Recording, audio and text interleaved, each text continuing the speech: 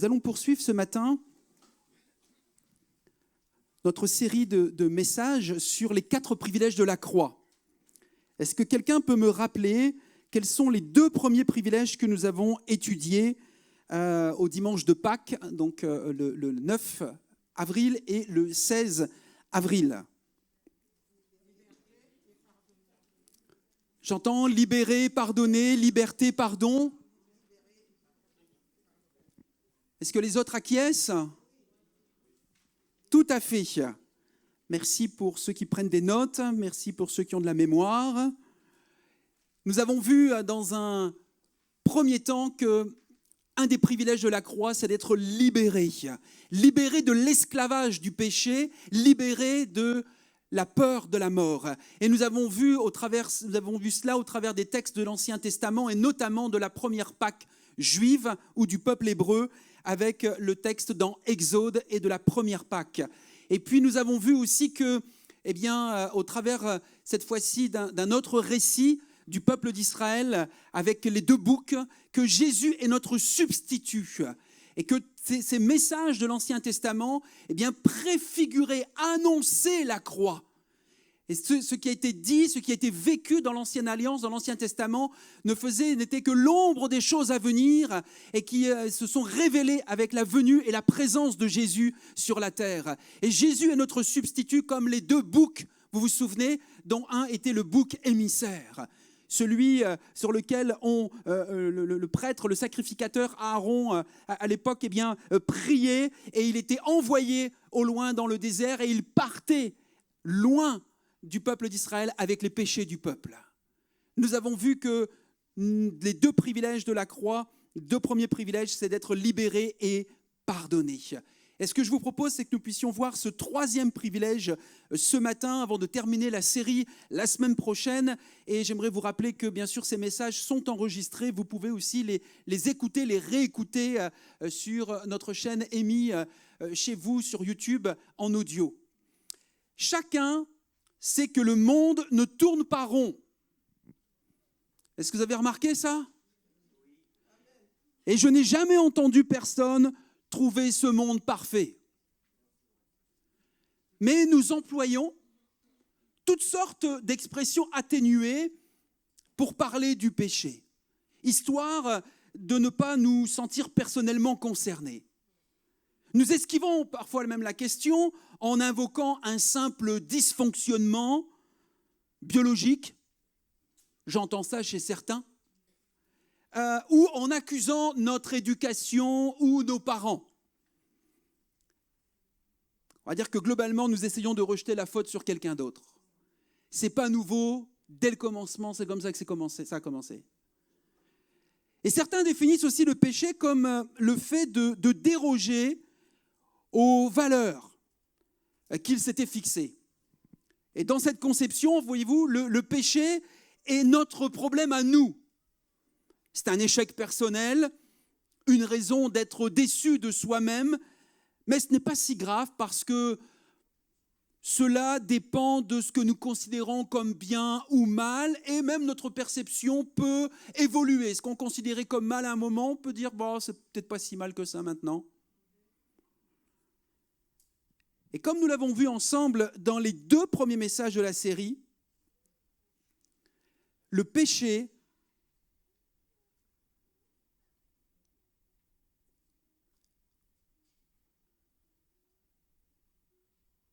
Désolé, mon ordinateur me fait quelques surprises ce matin.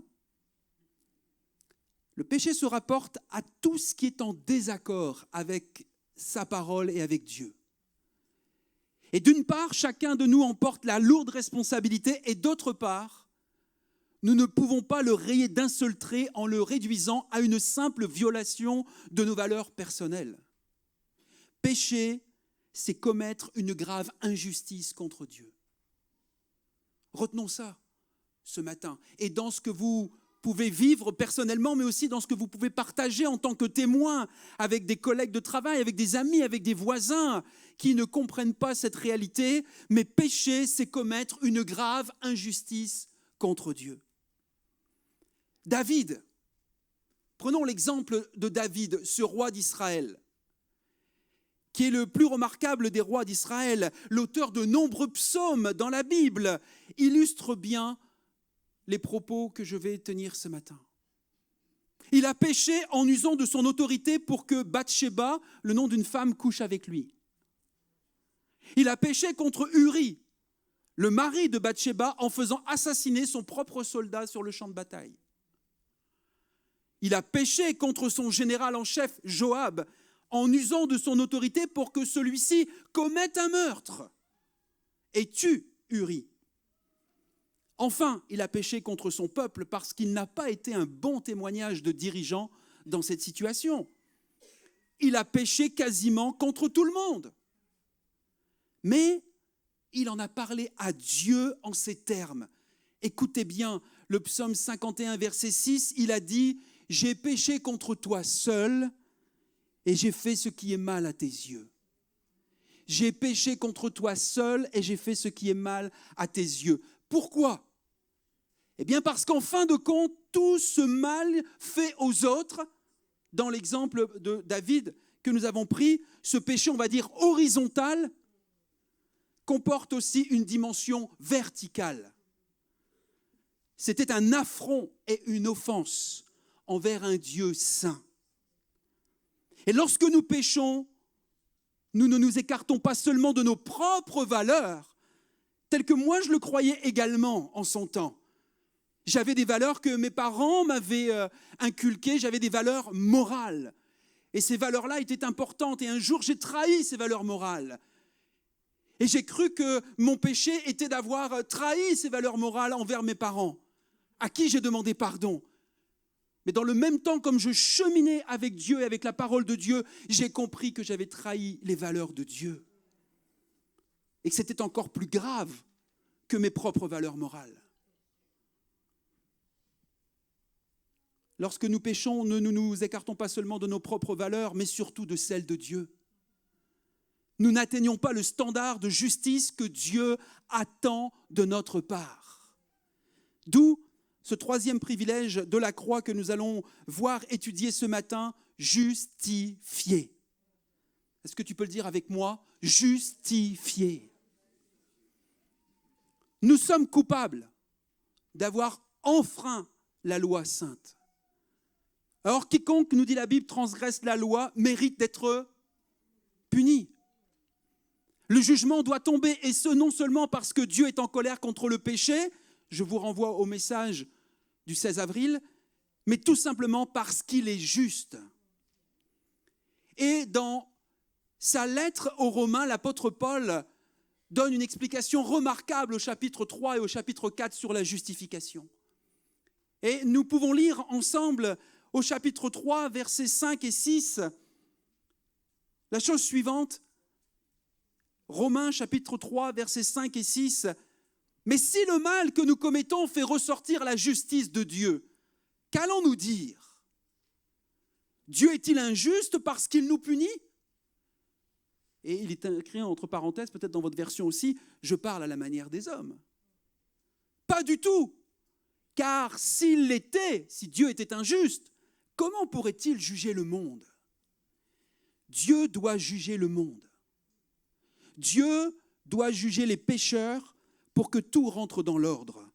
Et si certains d'entre nous, nous ne ressentons pas le poids du péché et la nécessité de son jugement, c'est peut-être que nous n'avons jamais eu à subir de souffrances causées par des personnes méprisantes ou blasphématrices. Je ne vous parle pas ici de souffrances comme le temps interminable à attendre au téléphone que le service client réponde. Certains ont déjà téléphoné à la CAF, à la Sécurité sociale, à certains services, à votre opérateur. Parfois, il vous dit « ça va durer 3 minutes » et puis au bout de 10, tu es toujours en train d'attendre. Non, je ne vous parle pas de cette souffrance-là, ni de celle où un conducteur vous a fait une queue de poisson. Non, je parle de la véritable injustice, celle qui est grave. Quand vous la subissez, tout hurle en vous, ce n'est pas juste. Quand un crime odieux est commis, et combien de fois nous en entendons dans les médias? Comment un jeune de 15 ans a pu faire une telle atrocité envers une petite fille? Comment certains politiques peuvent détourner autant d'argent parfois en croyant qu'ils ne seraient jamais pris. Donc il y a des crimes physiques, il y a des crimes fiscaux. Quand un crime odieux est commis, nous voulons que justice soit faite, n'est-ce pas? Nous voulons que le coupable soit jugé. Nous ne tolérons pas de le savoir en liberté. Et c'est là, sur ce point, parfois, que nous nous contredisons, parce que nous prenons grand soin à ce que les autres soient jugés, tout en faisant abstraction de nos propres fautes. Comme si nos fautes à nous étaient insignifiantes, ou comme si nous y étions pour rien. Voyez-vous, cela n'est pas cohérent. Nous avons tous commis l'injustice. Le jugement de Dieu est donc une bonne chose. Un jour, lors de sa seconde venue, Jésus reviendra nous juger et remettre de l'ordre dans le monde. Il n'empêche que le jugement de Dieu est terrifiant parce que les pécheurs, c'est nous. C'est nous. Mais Paul affirme que nous sommes justifiés en Jésus-Christ. Nous avons été déclarés complètement innocents. Nous qui sommes criminels, nous ne subirons aucun châtiment parce que Jésus l'a pris sur lui. Et c'est toujours dans l'Épître aux Romains où nous allons un peu plus loin dans les versets 22 à 26 où il est dit « Dieu rend les hommes justes à ses yeux par leur foi en Jésus-Christ. Il le fait pour tous ceux qui croient au Christ car il n'y a pas de différence entre eux.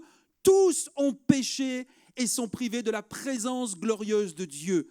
Mais Dieu, dans sa bonté, les rend justes à ses yeux gratuitement. Par Jésus-Christ qui les délivre du péché. Dieu l'a offert comme un sacrifice afin que par sa mort, le Christ obtienne le pardon des péchés en faveur de ceux qui croient en lui.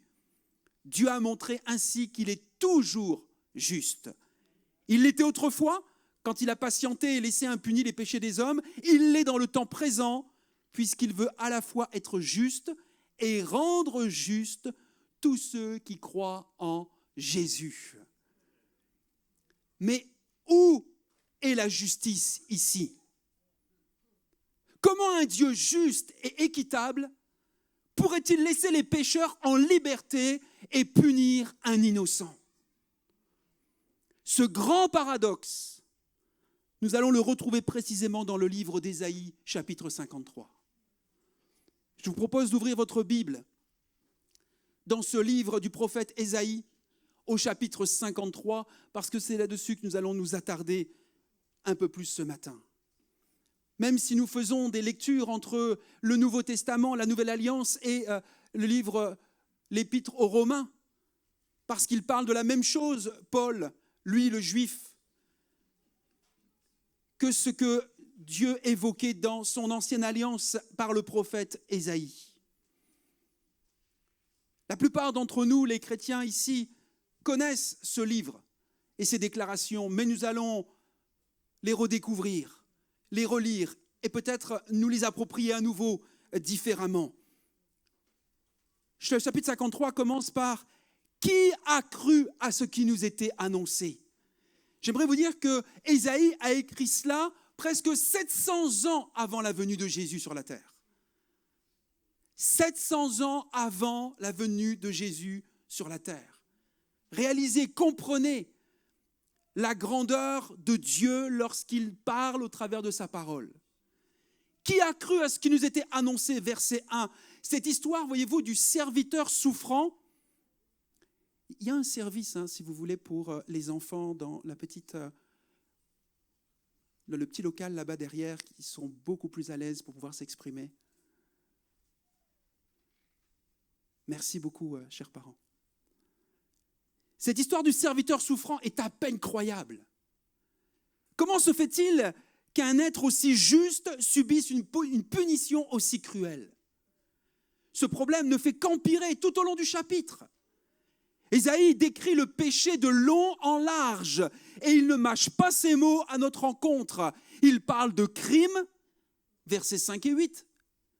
Il parle de coupable, verset 12. Il parle de faute à 3 reprises, versets 5, 6 et 11. Il parle de pécheurs comme des méchants, verset 9. Il parle de culpabilité, verset 10. Il parle de violence, verset 8. Et quand il parle de violence, non pas celle que nous subissons, mais celle que nous infligeons. Et tous ces mots nous décrivent, nous et nos actions. Les enfants de Dieu, et nous en faisons partie, sont décrits comme des pécheurs égoïstes, qui refusent toute forme de loi et qui sont insensés.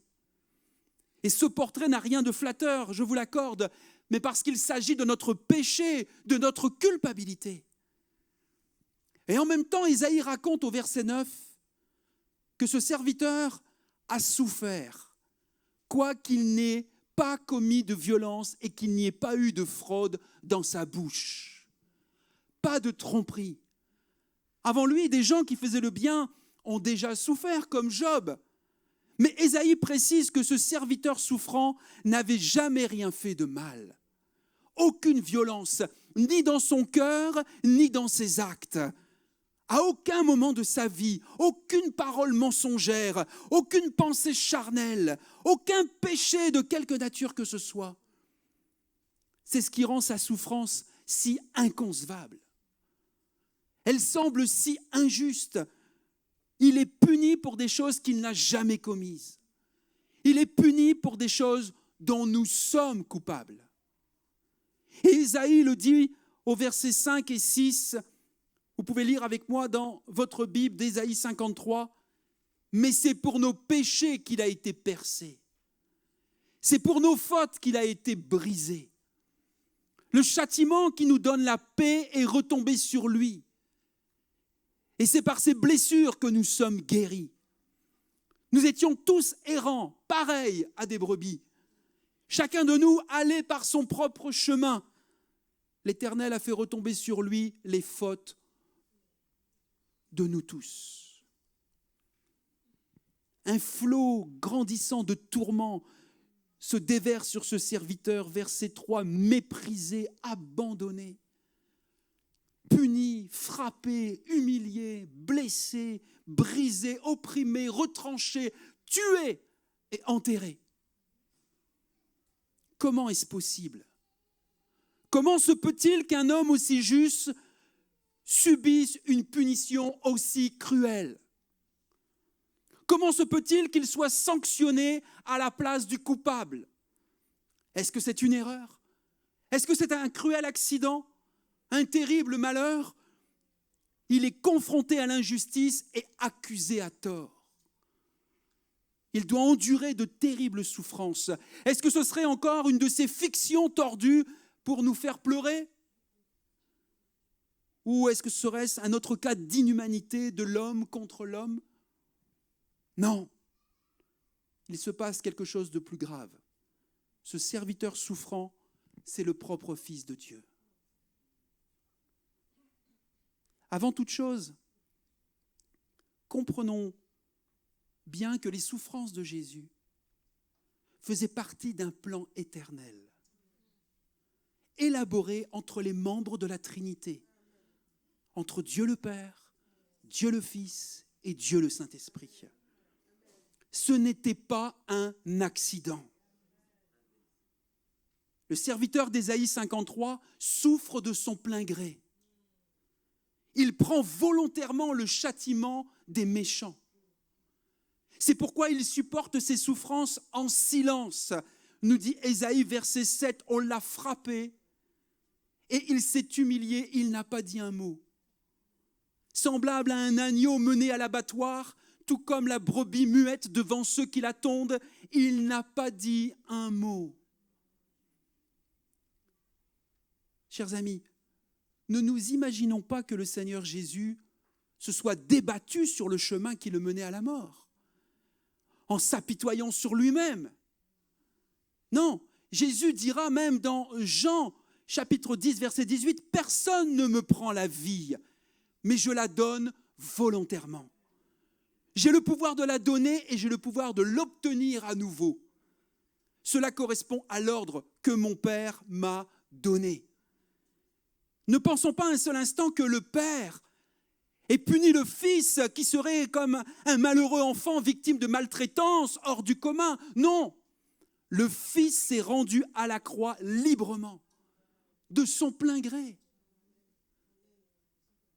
Plus important encore, Jésus n'a pas conçu ce plan tout seul, mais avec son Père. Il est dit dans Ésaïe 53, verset 10, « Il a plu à l'Éternel de le briser par la souffrance. » Après avoir livré sa vie en sacrifice pour le péché, il verra une postérité. C'est nous la postérité, les amis. Il verra une postérité et prolongera ses jours. Et l'œuvre de l'Éternel prospérera entre ses mains. Ce serviteur, innocent de tout mal, a souffert à notre place parce que c'était la volonté de Dieu. Ça, c'est le cœur même de la bonne nouvelle. En constatant que Jésus a été brisé, non par hasard, mais délibérément, nous contemplons la gloire de la Trinité qui a planifié notre salut et l'a obtenu. Le Père a envoyé le Fils, et le Fils, uni dans une même volonté au Père et au Saint-Esprit, a accepté d'être celui qui mettrait en œuvre ce plan de salut. Sur la croix, Jésus a fait l'expérience d'une sorte d'abandon de la part de Dieu. Mais cela n'indique nullement que la dynamique interne et éternelle de la Trinité ait connu des failles. Ils sont toujours restés unis. C'était un plan conçu par Dieu le Père, Dieu le Fils et Dieu le Saint-Esprit. La mort de Jésus n'a pas non plus modifié l'opinion de Dieu sur les pécheurs. Non, Dieu ne s'est pas mis à aimer après la croix alors qu'il nous aurait détestés au début. Non, il nous avait déjà donné son affection. Il avait déjà prévu de faire de nous ses biens les plus précieux. Car Dieu a tant aimé le monde qu'il a donné son Fils unique. Et voici en quoi consiste l'amour. Ce n'est pas nous qui avons aimé Dieu, mais c'est lui qui nous a aimés. Aussi a-t-il envoyé son Fils pour apaiser, par son sacrifice pour nos péchés, sa colère contre nous. Ne pensons pas que l'amour de Dieu soit une simple conséquence de la croix. L'amour de Dieu est ce qui a conduit à la croix. L'amour de Dieu ne vient pas après la croix. La croix vient parce qu'il y a l'amour. Dieu est amour. Nous pouvons avoir une entière confiance en la croix parce que c'est un acte délibéré de Dieu. Nous sommes certains que Jésus a vraiment pris la punition de notre péché. C'est donc pour nous une bonne nouvelle. Le Père n'a pas épargné son propre Fils, mais il l'a livré pour nous tous. Et le Fils a volontairement bu pour nous la coupe amère de la colère de Dieu. Ce n'était pas une injustice survenue par hasard, c'était le plan de Dieu trinitaire depuis le début. Par sa souffrance et par sa mort, Jésus a payé le châtiment requis contre le péché. En ce sens, la justice a été satisfaite. Mais une question demeure, la question du début. En quoi cet échange est-il une expression de la justice ? Certes, Jésus s'est rendu à la croix de son plein gré. Certes, c'est le Père qui l'a envoyé. Mais en quoi est-ce juste que Jésus souffre pour nous ? Comment Dieu peut-il être juste alors qu'il condamne le juste et libère les injustes ? Eh bien, l'apôtre Paul, dans son épître aux Romains, chapitre 4, verset 25, écrit quelque chose à la fois de curieux et d'intéressant. Il nous dit, « Il a été livré pour nos fautes et Dieu l'a ressuscité pour que nous soyons déclarés justes. » Il a été livré pour nos fautes et Dieu l'a ressuscité pour que nous soyons déclarés justes. Pourquoi Paul, l'apôtre Paul, explique-t-il dans ce passage que Jésus est ressuscité pour notre justification ? Quel est le rapport entre le tombeau vide et le fait que vous et moi soyons justifiés? La résurrection nous dit quelque chose de l'œuvre de Jésus à la croix. Elle proclame que justice a été rendue, que les pécheurs qui appartiennent à Christ ont été justifiés. Elle affirme avec certitude que tous nos péchés ont été entièrement payés. Vous comprenez pourquoi certains détracteurs aujourd'hui remettent en cause la résurrection du Christ? Parce que si tu remets en cause la résurrection du Christ, tu remets en cause toute la justice de Dieu. Et tu remets en cause tout ton salut. Le tombeau vide, au matin de Pâques, montre que l'échange a été accepté. La punition pour le péché, c'est la mort. Par conséquent, si Jésus a vaincu la mort, c'est qu'il a certainement pris sur lui la punition en entier. C'est terminé. La résurrection affirme haut et fort que l'échange a fonctionné, que justice a été satisfaite et qu'il ne reste plus rien à payer. Et Pierre explique ça dans Actes 2,24 lorsqu'il dit « Mais Dieu a brisé les liens de la mort, il l'a ressuscité car il était impossible que la mort le retienne captif. » Jésus ne pouvait pas rester mort. Le tombeau ne pouvait retenir le Fils de Dieu, car il n'a aucun droit sur lui. Quand une dette est payée, est effacée, quand un péché est effacé, il n'y a aucune raison de subir une autre sanction pour ce péché. La résurrection prouve donc que le péché a été entièrement payé. Jésus, même après avoir porté notre péché, reste juste. Il ne peut pas continuer à être puni. La punition est levée. Par conséquent, ceux qui ont foi en Jésus sont sauvés. Ils ont été définitivement pardonnés de tous leurs péchés et pour toujours. J'entends, pourquoi j'insiste là-dessus?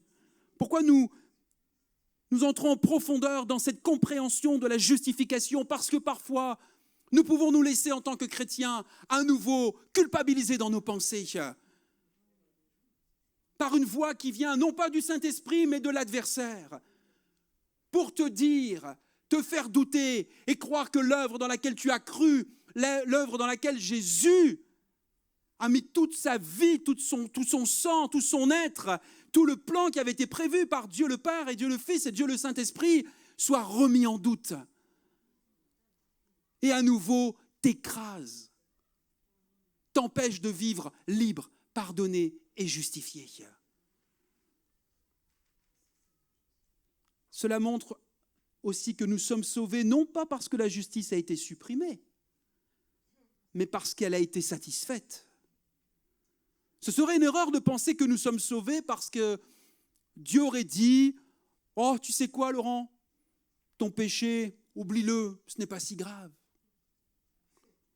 Non, ce n'est pas de cette manière que nous avons été justifiés, c'est-à-dire déclarés totalement innocents aux yeux de Dieu. La miséricorde de Dieu n'a pas occulté la justice de Dieu. Quand vous chantez « Dieu est juste », quand vous chantez « Dieu est saint », comprenons bien ce que nous chantons. Qu'est-ce que cela signifie pour Dieu, mais aussi pour nous, en tant qu'enfants de Dieu? Nous sommes justifiés parce que dans sa miséricorde, Dieu a envoyé son Fils pour satisfaire la justice divine, en subissant la sanction que méritait notre péché. Dieu ne serait pas Dieu s'il n'agissait pas selon sa justice. Il renierait ce qu'il est. Un Dieu juste ne peut pas justifier les injustes en mettant de côté la justice, mais en la satisfaisant. Si nous appartenons à Jésus, nous pouvons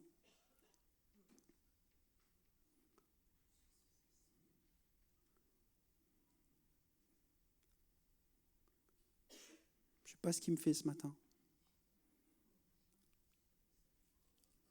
C'est injuste cet ordinateur. Je suis en train de prêcher, il me met des pages, il m'ouvre des pages, il me referme.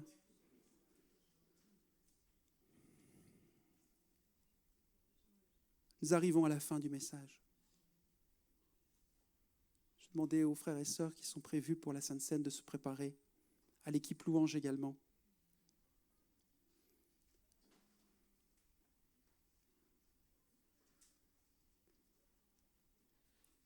Voilà. Si nous appartenons à Jésus, nous pouvons être entièrement certains de ne plus être jamais punis. Notre salut est l'expression de la justice de Dieu. Et je termine avec une nouvelle bien meilleure encore. C'est que Jésus, ayant obéi à toutes les exigences de la loi, il a non seulement pu payer à ma place le prix de mon péché, mais il me revêt aussi de sa justice. Je deviens comme lui. Je suis de sa descendance. Rappelez-vous ce que Ésaïe nous a dit au chapitre 53, verset 10. Il verra une postérité. L'un des aspects les plus merveilleux de la croix, c'est que non seulement elle m'évite d'être puni pour mes fautes, mais elle me rend aussi innocent aux yeux de Dieu. Dis-le, mon frère, ma sœur, je suis innocent aux yeux de Dieu.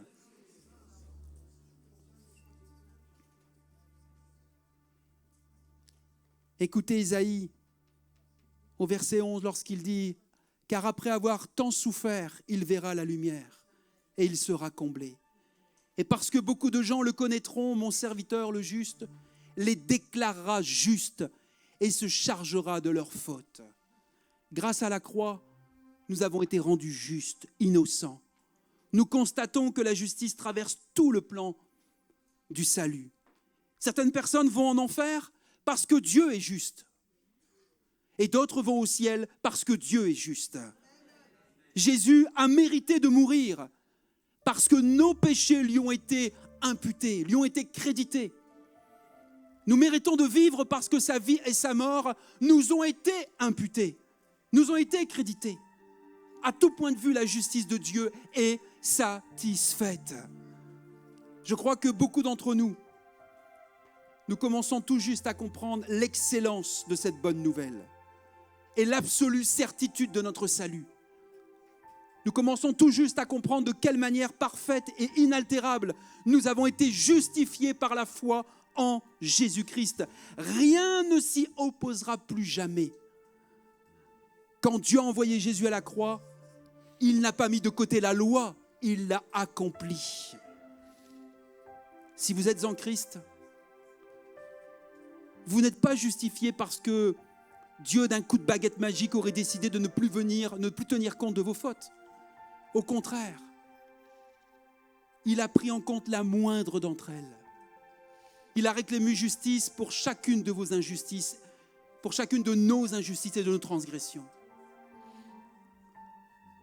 Et si vous vous êtes déjà dit, comme je me suis déjà dit, ce que je mérite pour tout ce que j'ai commis, c'est la condamnation, la punition et la honte. Alors sachez que vous avez raison. Le péché mérite punition. Mais Dieu demande justice pour chaque pensée orgueilleuse, pour chaque regard envieux, pour chaque parole blessante. Il ne laissera rien passer parce qu'il est parfaitement juste. Mais la mort et la résurrection du Fils de Dieu proclament que toutes les exigences de la justice ont été satisfaites. Tous ceux qui appartiennent à Christ voient leur culpabilité définitivement enlevée. Ils sont réellement pardonnés. À la place, Dieu les considère désormais sans péché et à nouveau innocents. Alors que nous allons partager ce pain et ce vin, je vais vous inviter dans quelques instants à ceux et celles qui sont convertis, qui sont sauvés, qui sont baptisés par immersion, à vous lever à votre place et à réfléchir aux paroles qui vont être affichées. La croix, ce n'est pas une histoire pour nous expliquer comment supporter la souffrance ou aider ceux qui souffrent. Ce n'est pas seulement l'histoire d'un homme bon qui aurait souffert d'une mort tragique et affreuse.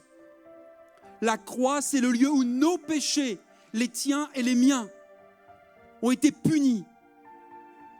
Tandis que la résurrection, c'est la déclaration retentissante que ce que Jésus a fait est suffisant. Et nous allons le lire, et vous allez peut-être, vous qui êtes baptisés par immersion, vous qui êtes sauvés, vous qui avez placé votre foi en Jésus-Christ, je vous invite à vous lever à votre place maintenant. Et vous allez pouvoir réfléchir, ou vous allez pouvoir dire peut-être, ou proclamer à nouveau ces paroles. Jésus est suffisant à lui seul pour me libérer de la malédiction du jugement, pour subir le châtiment que nous méritons à cause de nos fautes. Jésus suffit à lui seul pour me réconcilier avec Dieu le Père, pour me présenter saint en présence de Dieu, pour me garantir de n'être plus condamné. Jésus est suffisant pour me libérer entièrement et définitivement de toute sanction. Jésus suffit à lui seul pour me délivrer en fin de compte du pouvoir du péché.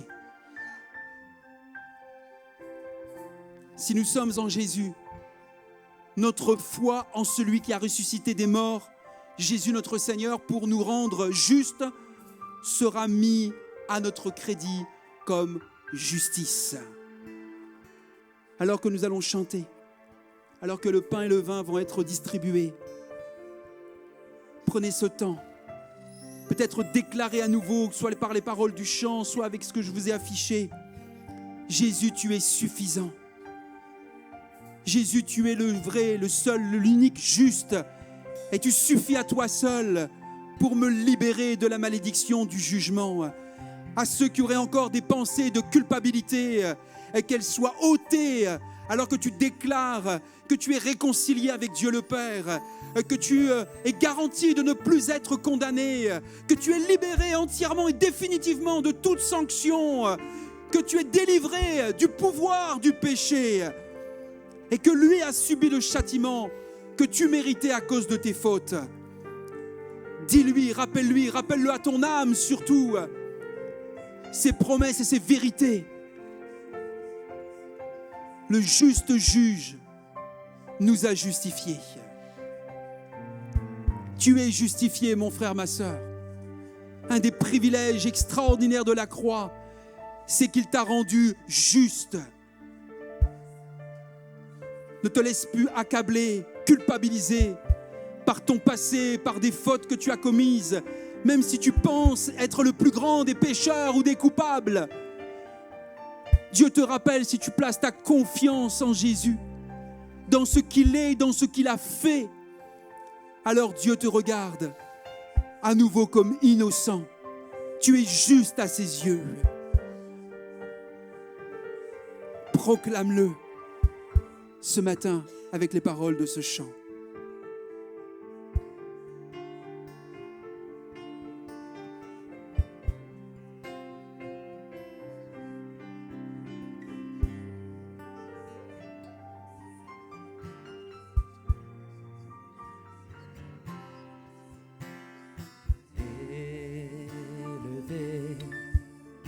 À la droite de Dieu, couronné de 1000 couronnes, tu resplendis comme un soleil radieux. Les êtres crient autour de ton trône.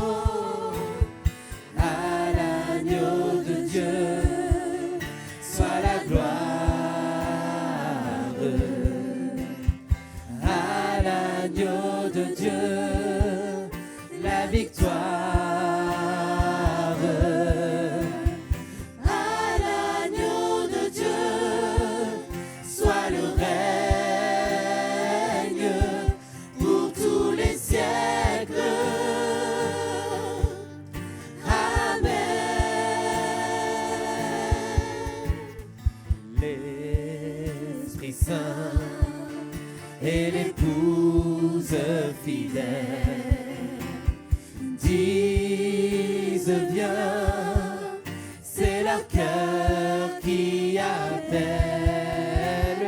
Viens, ô Jésus, toi l'époux bien-aimé, tous tes élus ne cessent de chanter à l'agneau de Dieu, soit la gloire.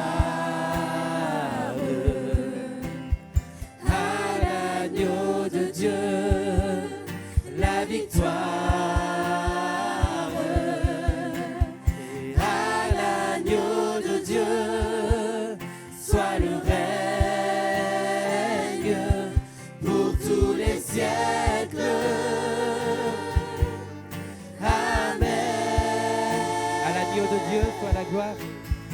À l'agneau de Dieu, soit la gloire. À l'agneau de Dieu, la victoire. À l'agneau de Dieu, soit le règne pour tous les siècles.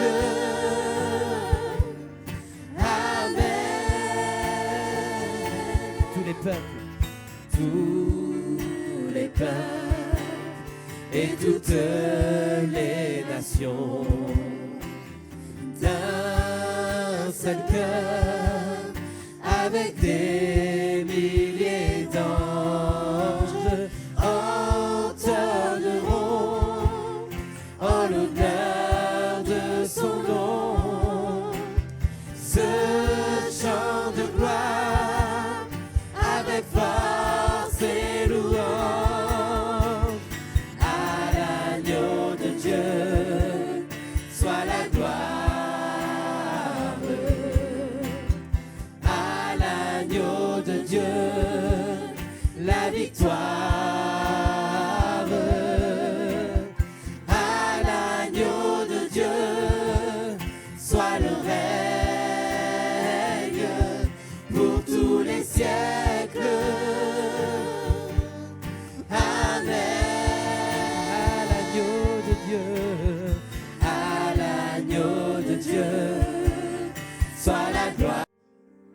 Louons ensemble pour terminer ce moment de culte, de célébration.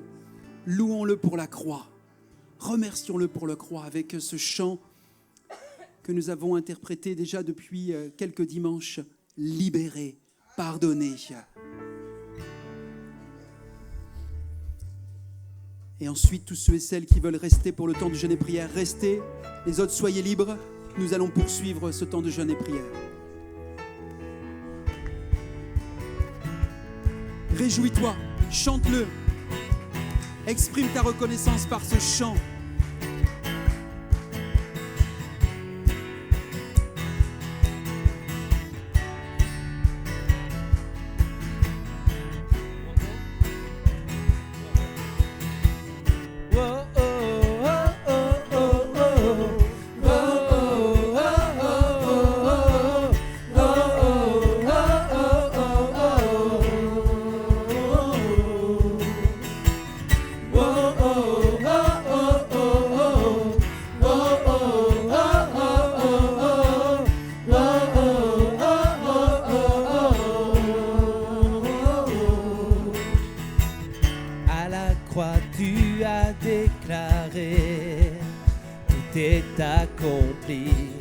Payant le prix de chaque vie.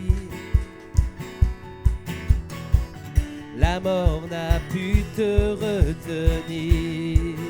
Je sais que tu es ressuscité, libéré, racheté, délivré, pardonné. Je vivrai désormais pour toi.